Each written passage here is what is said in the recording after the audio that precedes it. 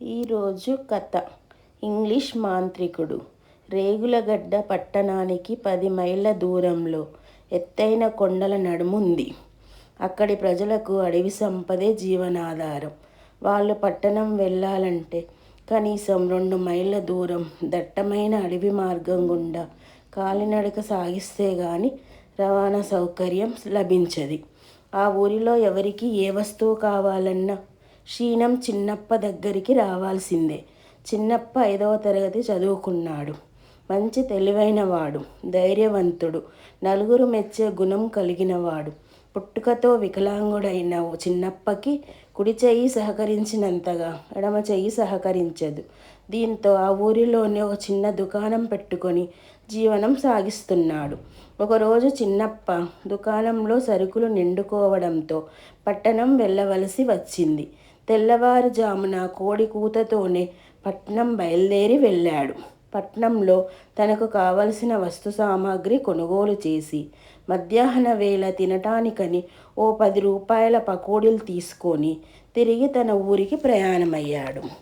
రవాణా సౌకర్యం ఉన్నంత వరకు బస్సులో వచ్చిన చిన్నప్ప అక్కడి నుండి అడవి మార్గం గుండా వస్తూ సామాగ్రితో కాలినడక ప్రారంభించాడు.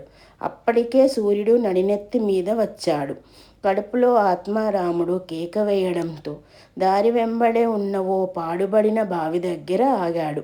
పక్కనే ఉన్న మర్రి చెట్టు నీడన తన నెత్తి మీద ఉన్న వస్తు సామాగ్రి మూటను కిందికి దించి పైపంచను నేలపరిచాడు. పట్నంలో కొన్న పకోడీ పొట్లాన్ని విప్పి తిన్నాడు. అలసట చెందిన దేహానికి కొంత ఆకలి బాధ తీరడంతో కళ్ళు మూతలు పడి నిద్రలోకి జారుకున్నాడు. ఇంతలో ఆ చెట్టు మీద ఉన్న ఒక రాక్షసికి నరవాసన తగలడంతో ఒకసారి చెట్టు క్రిందకి చూసింది.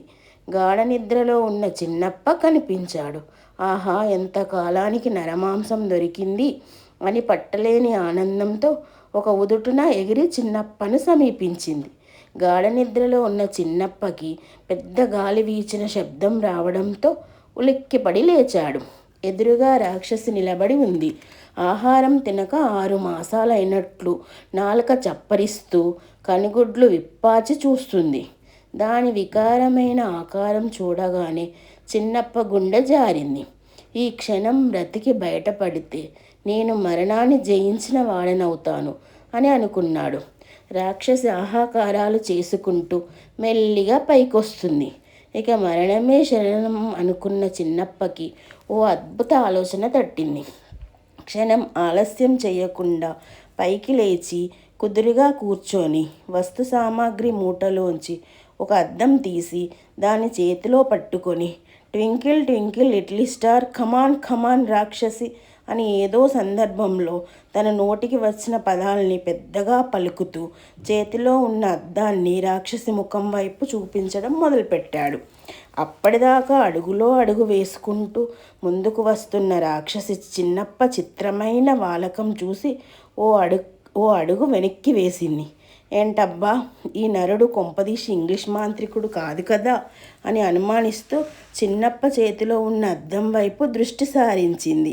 అంతే, అద్దంలో దాని ప్రతిబింబం కనిపించడంతో దాని అనుమానం కూడా బలపడింది. నిజమే, వీడు నిజంగానే మాంత్రికుడు. అంతకుముందే ఓ రాక్షసిని బంధించి ఉన్నాడు. పైగా మంత్రాలు కూడా అర్థం కాని భాషలో ఉన్నాయి. వీడి చేతికి చిక్కకుండా తప్పించుకోవడమే మంచిది. అయితే ఎలా తప్పించుకోవాలే అని అనుకుంటూ ఆలోచనలో పడింది రాక్షసి. దాని భయాన్ని గమనించిన చిన్నప్ప, ఏయ్ రాక్షసి, కమాన్ ఐసే అంటూ గొంతు పెంచి పైకి లేచి నిలబడ్డాడు. అంతే, వామ్మో, ఎవడితోనైనా పెట్టుకోవచ్చు కానీ ఇంగ్లీష్ మాంత్రికుడితో మాత్రం కాదు అంటూ ప్రాణభయంతో మాయమైంది. అప్పటి వరకు మేకపోత గాంభీర్యం ప్రదర్శించిన చిన్నప్పకి లోపల పోయిన ప్రాణం తిరిగి వచ్చినట్లయింది. తర్వాత మెల్లగా ఓ నిట్టూర్పు నిట్టూర్చి తన వస్తు సామాగ్రితో ఊరి వైపు బయలుదేరాడు. కథ సమాప్తం. Thank you.